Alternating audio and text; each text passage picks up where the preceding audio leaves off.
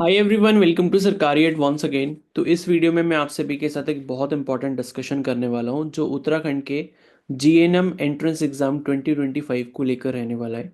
तो अगर आप भी 2025 का एग्ज़ाम देने वाले हो उत्तराखंड जीएनएम का, जो कि स्टेट लेवल एंट्रेंस एग्ज़ाम होता है, तो सिर्फ इसे उत्तराखंड के जो कैंडिडेट्स हैं, जिनके पास उत्तराखंड का डोमिसाइल है, वही दे सकते हैं। तो उसकी कट ऑफ के बारे में हम लोग यहाँ पर डिस्कशन करेंगे कि पिछले साल यानी कि 2024 में इसकी कट ऑफ कितनी गई थी, यानी कि कितने मार्क्स तक सिलेक्शन हुआ था। तो 100 मार्क्स का आपका पेपर होता है, 100 मार्क्स का, जिसमें 100 क्वेश्चंस होते हैं, नेगेटिव मार्किंग इसमें नहीं होती है। तो उसमें से कितने मार्क्स तक जो है यहाँ पर सिलेक्शन हुआ था गवर्नमेंट कॉलेज में, ठीक है। तो उसके बारे में हम लोग पूरा डिस्कशन करने वाले हैं। ये वीडियो थोड़ी सी लंबी हो सकती है, बिकॉज मैं सारी चीज़ें आपको डिटेल में समझाऊंगा कि किस रैंक तक मिला था, कितने उस कैंडिडेट के मार्क्स थे, कौन सा कॉलेज मिला था और किस कैटेगरी से मिला था, ठीक है। तो वीडियो को प्लीज़ पूरा एंड तक देखना। एंड अगर आप 2025 जीएनएम एंट्रेंस एग्जाम की तैयारी कर रहे हो, तो आप चैनल को जरूर सब्सक्राइब कर लेना एंड बेल आइकन को प्रेस कर लेना, बिकॉज इसके बारे में मैं आपको आगे भी अपडेट्स देता रहूँगा। तो डिस्कशन स्टार्ट करने से पहले एक और इम्पॉर्टेंट इन्फॉर्मेशन मैं आपको बता दूं कि अगर आप भी उत्तराखंड जीएनएम एंट्रेंस एग्ज़ाम की प्रिपरेशन को करना चाहते हैं, तो मेरा जो बैच है वो एक बैच तो ऑलरेडी स्टार्ट हो चुका है और दूसरे बैच के रजिस्ट्रेशंस अभी ओपन है। तो दूसरे बैच में अगर आपको एनरोल करना है तो वो फ्रेश बैच होगा, उसकी क्लासेस जल्दी ही स्टार्ट होने वाली हैं। तो 11 तारीख को मैंने वीडियो अपलोड कर दी थी उसकी, उसमें अगर आपको एनरोल करना है तो आप लोग जो है कल यानी कि 16 फरवरी तक एनरोल कर सकते हो। तो 16 फरवरी लास्ट डेट है, उसके बाद जो है रजिस्ट्रेशन क्लोज हो जाएंगे। और इन केस अगर रजिस्ट्रेशन बढ़ता भी है तो उसके प्राइसेस बढ़ जाएंगे। तो अगर आपको एनरोल करना है तो कमेंट सेक्शन में मैं आपको एक वीडियो का लिंक दे रहा हूँ, उसमें बैच के रिगार्डिंग सारी डिटेल्स हैं कि क्लासेस कैसी होंगी। बैच का प्राइस जो है वो 1599 रुपीज़ है, 1599 रुपये। तो ये वन टाइम फीस है पूरे बैच के लिए, मतलब जब तक आपकी क्लासेस चलेंगी, पूरा सिलेबस होगा, बस एक ही बार आपको पेमेंट करना है उस बैच के लिए, ठीक है। तो यहाँ पर मैं आपको बता भी दूं भाई, पिछली साल जो 2024 में एंट्रेंस एग्जाम हुआ था जेएनएम का, तो उसके लिए भी मैंने बैच लिया था एंड प्रिपरेशन करवाई थी कैंडिडेट्स को। और ये जो आप अपने सामने लिस्ट देख रहे हो, ये जीएनएम 2024 का रिजल्ट है एंट्रेंस एग्जाम का। तो इसमें यहाँ पर ये आप देख सकते हो, ये 16 नंबर पे जो कैंडिडेट है, ठीक है, ये 16 नंबर पे जो कैंडिडेट है, इनका नाम है गरिमा बिस्ट, और ये मेरी ही बैच से थी, ठीक है। तो 16 रैंक इनकी आई थी और यहाँ पर आप देख सकते हो इनको जो रैंक मिली थी, इनकी रैंक 16 है और इनके मार्क्स थे आउट ऑफ 169। तो 69 मार्क्स जो थे इन कैंडिडेट के थे, और अभी ये जो आपका स्टेट कॉलेज है देहरादून वाला, उसमें ये जीएनएम कर रहे हैं, ठीक है। और बाकी और भी सिलेक्शंस थे, बट अभी मैं आपको सिर्फ एक ही बता रहा हूँ, तो अभी ज़्यादा टाइम हम इन सब चीज़ों में नहीं लेंगे। तो ये मैंने आपको एग्जांपल बता दिया कि भाई कि किस तरीके की पढ़ाई जो है वो मैंने सभी को करवाई है, एंड उसमें से टॉप रैंकर्स भी निकले हैं। तो इस साल भी हमारा यही टारगेट है कि जितने भी बच्चे एनरोल करते हैं तो उनमें से मैक्सिमम सेलेक्शंस वहाँ पर होने चाहिए। और मैं कोशिश करूंगा कि जल्दी ही उस कैंडिडेट का इंटरव्यू भी अपलोड करूंगा इसी चैनल के ऊपर, तो आपको पता लग जाएगा कि भाई पढ़ाई जो है वो उस बैच में किस तरीके से होती है। तो अगर आप एनरोल करना चाहते हैं तो ये आपके पास आखिरी मौका होगा, क्योंकि इसके बाद कोई और बैच स्टार्ट नहीं होगा। तो करना चाहते हैं अगर आप एनरोल, तो आप जो है कल तक कर सकते हैं। डिटेल्स आपको इस कमेंट सेक्शन के लिंक में मिल, मतलब कमेंट सेक्शन में मैंने जो है यहीं पर इस वीडियो के कमेंट सेक्शन में लिंक दिया हुआ है, उस वीडियो को आप पूरा देख लो, आपको पता चल जाएगा रजिस्ट्रेशन कैसे करना है, ठीक है। तो अब हम चलते हैं अपने डिस्कशन की तरफ यहाँ पर। तो अब हम देखेंगे कि भाई जो कट ऑफ है वो कितनी गई थी पिछली बार 2024 में। तो ये तो आपका रिजल्ट रहा, जिसमें आपको पता लग रहा होगा कि भाई किस कैंडिडेट के कितने मार्क्स आए थे और कितनी उसकी रैंक थी। उसके बाद दूसरी जो पीडीएफ आप यहां पर अपनी स्क्रीन पर देख रहे हो, इस पीडीएफ में जो है आपको रिजल्ट दिया गया है, ठीक है। रिजल्ट किसका दिया है? काउंसलिंग का रिजल्ट दिया गया है, और ये राउंड 3 का रिजल्ट है, यानी कि जो लास्ट फेज की काउंसलिंग हुई थी जीएनएम की, उसका पूरा रिजल्ट है। तो मतलब ये आखिरी राउंड हुआ था, और इसी आखिरी राउंड के थ्रू हमें पता चल जाएगा कि कौन से कॉलेज में किस कैटेगरी के अंदर किस रैंक तक सिलेक्शन हुआ था, ठीक है। तो इसको हम थोड़ा सा समझेंगे। तो सबसे पहले मैं यहाँ पर जो जनरल कैटेगरी है उसकी बात करूंगा, और वो भी जो आपका क्या बोलते हैं, जनरल कैटेगरी में जो आपका state school of nursing Dehradun है उसकी हम लोग बात करेंगे, ठीक है। तो यहां पर आप देख सकते हो, मैं इसको थोड़ा सा जूम इन कर देता हूं, ठीक है। तो यहां पर जो है आपको देखने को मिल जाएगा, ये आप देख सकते हो, ठीक है। इसको आप देखोगे तो लास्ट राउंड जो हुआ था इसमें जनरल कैटेगरी में, इसको मैं थोड़ा सा और जूम इन कर लेता हूं ताकि ये प्रॉपरली विजिबल हो जाए, ठीक है। यहां पर आप देख सकते हो ये जो कैंडिडेट थे जिनका नाम क्या है, प्रियांशी, ठीक है। तो प्रियांशी इनका नाम था और इनकी जो रैंक आई थी, स्टेट रैंक, वो थी 34। तो 34 रैंक पे प्रियांशी इनका नाम है। कैटेगरी भले ही इनकी ओबीसी थी, लेकिन इनको जो सीट अलॉट हुई थी वो इनको यूआर ओपन से हुई थी, ठीक है। तो अलॉटेड कैटेगरी में आप यहां पर देख सकते हो, साफ साफ लिखा हुआ आपको दिख रहा होगा यूआर ओपन, यानी कि इनको जनरल कैटेगरी की सीट मिली थी। और ठीक है, और इनको जो है यहां पर आप देखोगे, एक second, I think allotted college तो ये वाला, एक सेकेंड, ये रोशनाबाद वाला कॉलेज है, ठीक है। हाँ ठीक है, ठीक है। तो देखो ऐसा था कि इनका जो पहले इन्होंने राउंड में पार्टिसिपेट करा होगा, पहले या दूसरे राउंड में, तो इनको जो कॉलेज मिला था वो इनको हरिद्वार वाला कॉलेज मिला था, ठीक है। बट थर्ड राउंड में इन्होंने फिर से पार्टिसिपेट करा, और थर्ड राउंड की अलॉटमेंट डिटेल्स आप यहां पर देख सकते हो, अलॉट, ठीक है। ये ऊपर लिखा हुआ आपको दिख जाएगा, थर्ड राउंड अलॉटमेंट डिटेल। तो थर्ड राउंड में जनरल कैटेगरी से इनको क्या मिल गया था, state school of nursing Dehradun मिल गया था, ठीक है। तो ये जो कैंडिडेट हैं, ये आप देख सकते हो, इनको फाइनली 3 राउंड में काउंसलिंग करवाने के बाद जो है जनरल कैटेगरी से ही आप इनको जो है 34 रैंक पे यहाँ पर जो state school of nursing Dehradun वाला है, ठीक है, जो कि आपका टॉप कॉलेज माना जाता है उत्तराखंड में जीएनएम के लिए, वो इनको अलॉट हो गया था। तो ये बात हो गई इनकी। अगर आपको इनके मार्क्स देखने हैं तो मैं आपको इनके मार्क्स भी दिखा देता हूँ इसी वाली पीडीएफ में। अगर आप देखोगे 34 रैंक पे, ठीक है, तो 34 रैंक पे आपको यहाँ पर ये प्रियांशी नाम की कैंडिडेट यहाँ दिख जाएगी, ठीक है। तो ये आप देख सकते हो प्रियांशी, और इनके मार्क्स मैं आपको दिखा देता हूं। तो मार्क्स आप देख सकते हो, इनके जो मार्क्स आए थे वो थे 64, ठीक है। तो 64 जो मतलब 64 जो मार्क्स है, इस पर जो है ये कैंडिडेट को जो है यहाँ पर स्टेट स्कूल ऑफ नर्सिंग जो है वो यहाँ पर देहरादून वाला जो है वो मिल गया था, और वो भी जनरल कैटेगरी से, ठीक है। तो आई होप ये चीज़ आपको समझ आ गई होगी। ओके, उसके बाद जो है नेक्स्ट यहाँ पर हम बात करेंगे, ये तो आपका जनरल कैटेगरी का हो गया। अब हम ओबीसी की बात कर लेते हैं कि ओबीसी कैटेगरी में जो है यहाँ पे जो कॉलेज है, ठीक है, ओबीसी ओपन, ठीक है। ओबीसी ओपन में मैं आपको दिखा देता हूँ कि जो देहरादून वाला कॉलेज है वो कितनी रैंक तक मिला था, ठीक है। तो आई थिंक इसमें जो है मुझे लगता नहीं है कि थर्ड राउंड में किसी को ओबीसी से यहाँ पर मिल पाया था, हो सकता है कि सेकंड राउंड या फर्स्ट राउंड में वो क्लोज हो गया होगा, ठीक है। तो चलो इसको छोड़ते हैं अभी, और बाकी देख लेते हैं, ठीक है। एससी ओपन से देख लेते हैं एक बार, एससी ओपन में कितनी गई है।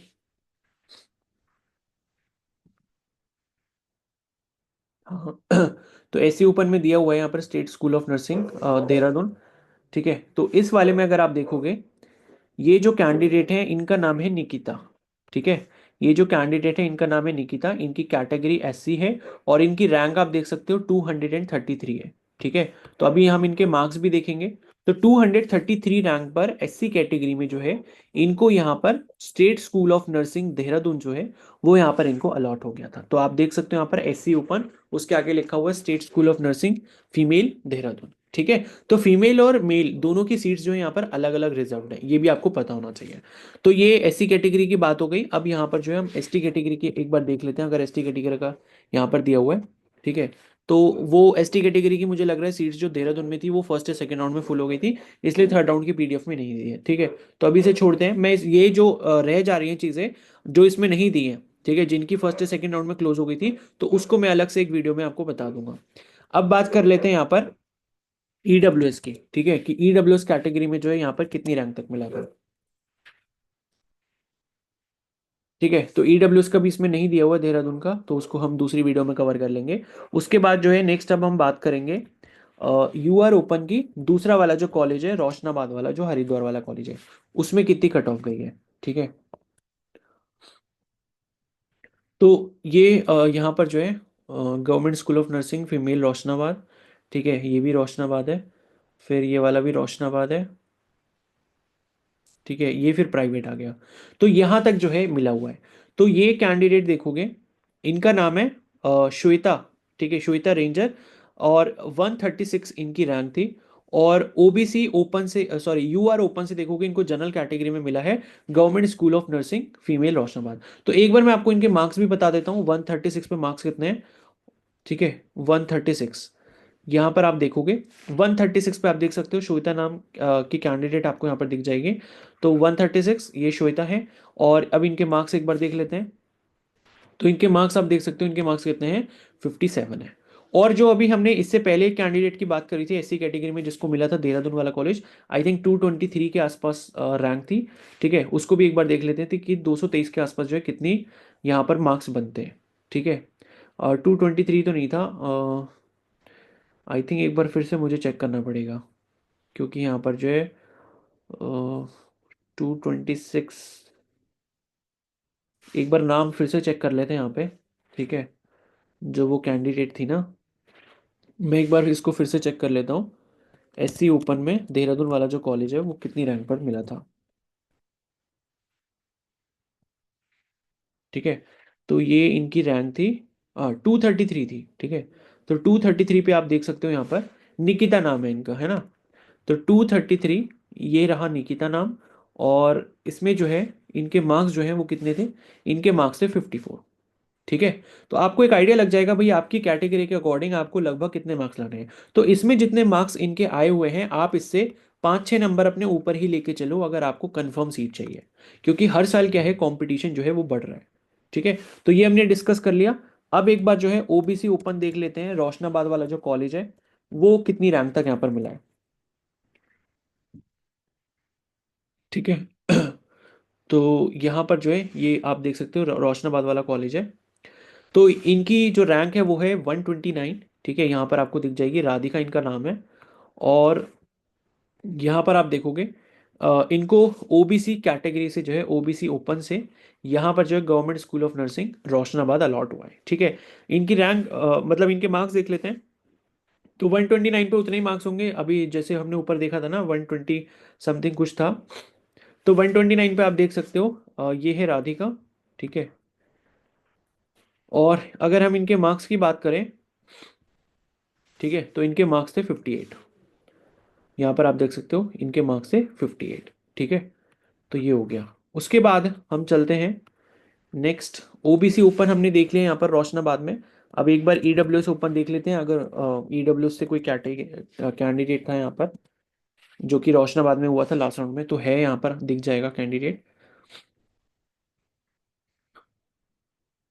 ठीक है, ये तो मेल की लिस्ट है। ठीक है, पहले एक बार फीमेल देख लेते हैं फिर मेल भी देख लेंगे। तो यहाँ पर आप देखो ये फीमेल वाला जो कॉलेज मिला है ईडब्ल्यूएस से, ये 116 रैंक पर मिला है, इनका नाम कुमारी मुक्ता है। ठीक है, तो इनके मार्क्स भी लगभग वही 56 के आसपास ही होंगे, आपको एक रफ आइडिया मिल जाएगा। तो सबके मार्क्स देखने की जरूरत नहीं है। और एक बार बॉयज का भी देख लेते हैं, मेल कैंडिडेट को जहाँ पर सीट मिली है इनकी जो रैंक थी वो थी 627। तो आप देख सकते हो भाई मेल कैंडिडेट्स की, क्योंकि सीट्स जो है रिजर्व रहती हैं 20% सीट्स। तो और मेल जो होते हैं मतलब बॉयज वो ज्यादा फॉर्म इसका भरते नहीं है, इस वजह से यहाँ पर जो है इनको काफी ऊपर रैंक पर भी आप देख सकते हो ये वाला कॉलेज जो है वो अलॉट हो गया था। ठीक है, चंद्र भास्कर इनका नाम है। और government school of nursing male Roshnabad Haridwar में इनको सीट मिली थी ईडब्ल्यूएस कैटेगरी से। ठीक है, तो अब जो है हम आगे बढ़ते हैं, एससी ओपन में देख लेते हैं रोशनाबाद कितनी रैंक तक मिला है।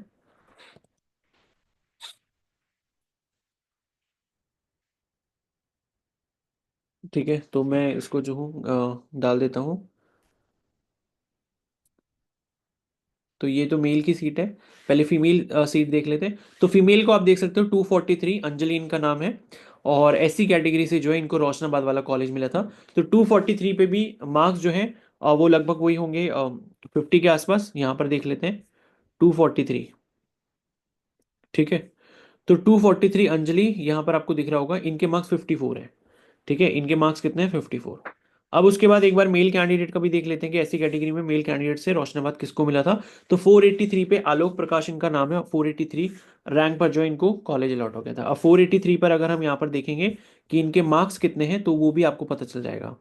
ठीक है, तो 483 आलोक प्रकाश, यहाँ पर इनके मार्क्स जो है 50 है, मतलब नीचे जाने पे आप देखोगे मार्क्स में वेरिएशन बहुत कम आ रहा है। ठीक है, तो ये आप देख सकते हो ये पूरे 50 नंबर के इतने सारे कैंडिडेट है 50 नंबर पे। तो कंपटीशन यहाँ पर क्या है, बहुत ज़्यादा है, ये समझने की ज़रूरत है आपको।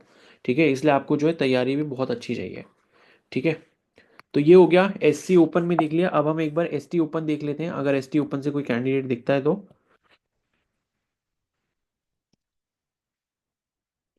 ठीक है, तो एसटी ओपन से नहीं है जिसको गवर्नमेंट कॉलेज मिला हो थर्ड राउंड में। और उसके अलावा देखते हैं बाकी यहाँ पर जो है यूआर ओपन से। अब हम नैनीताल वाला कॉलेज देखेंगे जो कि हमारा लास्ट कॉलेज है, बिकॉज 3 ही गवर्नमेंट कॉलेज है जीएनएम के उत्तराखंड में। ठीक है, तो यहाँ पर जो है मैं डाल देता हूँ B D Pande school of nursing Nainital. ठीक है, ये आपका गवर्नमेंट है। तो इसमें जो है आपको देखने को मिल जाएगा, हाँ, ये तो मेल कैंडिडेट की सीट है, ये वाली फीमेल कैंडिडेट की सीट है जो कि लास्ट है। तो इसमें आप देख सकते हो 170 रैंक, साक्षी भद्री भद्री इनका नाम है। ठीक है, साक्षी भद्री। और इनको जो है यूआर ओपन से B D Pande school of nursing Nainital female government government जो है ये कॉलेज है, ये इनको मिला था। ठीक है, तो इनकी रैंक 170, इनके मार्क्स मतलब वही होंगे 53 54 के आसपास।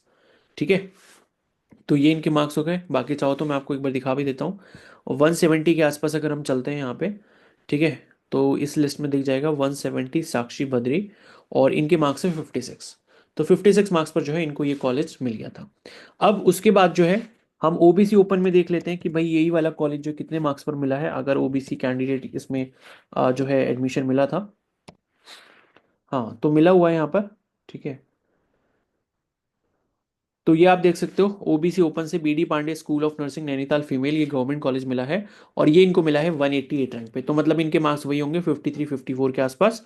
तो ये इस रैंक पर इनको मिला है। ठीक है, इसके बाद नेक्स्ट हम चेक कर लेते हैं ईडब्ल्यूएस ओपन से अगर किसी को मिला है बीडी बीडी पांडे वाला कॉलेज। ठीक है, हाँ, तो इसमें ईडब्ल्यूएस कैंडिडेट के बारे में भी डेटा दिया हुआ है। तो ये तो मेल की सीट है, मेल का भी एक बार देख लेते हैं। तो मेल को मिला है भाई 842 नंबर, तो मतलब 842 रैंक पे। अब आप सोचो 842 रैंक पे भी ईडब्ल्यू से मिल गया, वो भी मेल कैंडिडेट को। तो भाई ये है कि मेल कैंडिडेट अगर जीएनएम करना चाहते हैं तो उनके लिए भी काफ़ी अच्छा चांस रहता है यहाँ पे। और 842 पर अगर आप इनके मार्क्स देखोगे, ठीक है, तो वो भी मैं आपको दिखा देता हूँ 842 रैंक पर कितने मार्क्स बनते हैं। ठीक है, तो यहाँ पर इनका नाम लिखा हुआ है, ये 842 रैंक पर ये राजा बिष्ट। ठीक है, तो इनके अगर हम मार्क्स की बात करें यहाँ पे, तो इनके मार्क्स आप देखते हो 46। तो देखो नीचे जाने पे क्या होता है, मार्क्स में ज़्यादा वेरिएशन नहीं होता।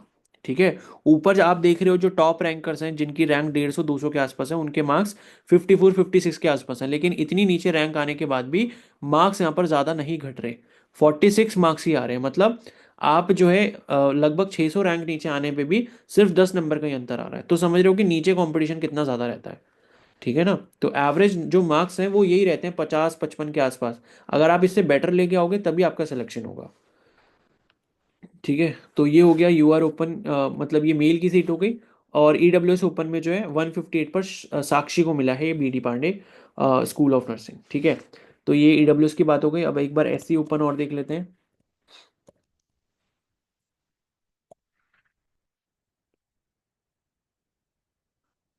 ठीक है, तो ये एससी ओपन में दिया हुआ है 266 रैंक पे।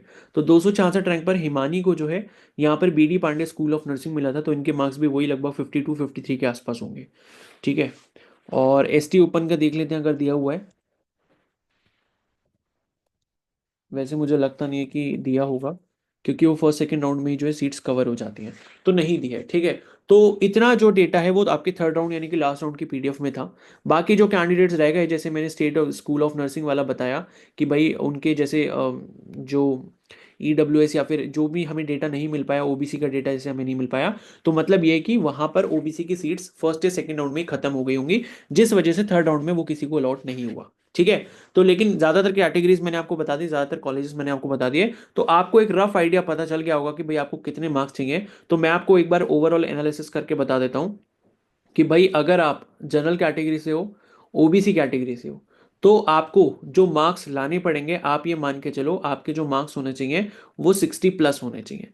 तभी आप मान के चल सकते हो कि आपको एक गवर्नमेंट जीएनएम का कॉलेज मिल पाएगा। और अगर आपको देहरादून वाला कॉलेज चाहिए जनरल या ओबीसी कैटेगरी में, तो आपके 65+ मार्क्स होने चाहिए, तभी आप वो सोच सकते हो कि आपको देहरादून वाला कॉलेज मिलेगा। अगर आप ईडब्ल्यूएस से हो, ठीक है, तो उस केस में आपके मार्क्स लगभग लगभग 57 58 के आसपास अगर होंगे, तभी आपको यहाँ पर ईडब्ल्यू से सीट मिल पाएगी। ये फीमेल की बात कर रहा हूँ मैं, मेल कैंडिडेट्स की बात नहीं कर रहा, क्योंकि मेल में तो रैंक काफी ऊपर तक जा रही है। ठीक है, तो 57 58। उसके बाद एससी या फिर एसटी कैटेगरी की अगर हम बात करें, तो यहाँ पर इनके लिए जो मार्क्स हैं वो 55+ हैं। अगर आप एससी एसटी कैटेगरी से बिलोंग करते हो और 55+ अगर आपके मार्क्स होते हैं, तब आप जाके सोच सकते हो कि आपकी जो सीट है वो एक गवर्नमेंट जीएनएम कॉलेज में सेफ हो पाएगी। ठीक है, तो अगर भाई आप तैयारी करना चाहते हो, अच्छे मार्क्स लेकर आना चाहते हो और चाहते हो कि भाई आपको भी एक सरकारी कॉलेज में सीट मिले, तो आप बैच में एनरोल कर सकते हो। मैंने डेमो वीडियोस वगैरह सब कुछ उस वीडियो के अंदर बताया हुआ है कि आप कैसे एक्सेस कर सकते हो। अगर आपको अच्छा लगता है, अगर आपको समझ आता है, तभी आप एनरोल करना। जब आप पूरा सेटिस्फाई हो जाओ कि हाँ मेरी तैयारी जो है अच्छी होगी यहाँ पे, तभी आपको एनरोल करना चाहिए। ठीक है। बाकी ये है कि और भी वीडियोस मैं अपलोड करता रहूंगा। अगर आप सेल्फ स्टडी वगैरह करना चाहते हैं तो आप कैसे कर सकते हैं, उस पर भी मैं जल्दी ही वीडियो बना दूंगा। तो अभी हम इस वीडियो को यहीं पर एंड करते हैं। अगर आपको ये वीडियो हेल्पफुल लगी तो प्लीज़ को जरूर लाइक कर देना, चैनल पर नहीं तो सब्सक्राइब कर लो और बेल आइकन को प्रेस कर लो। Okay, so thank you and have a nice day.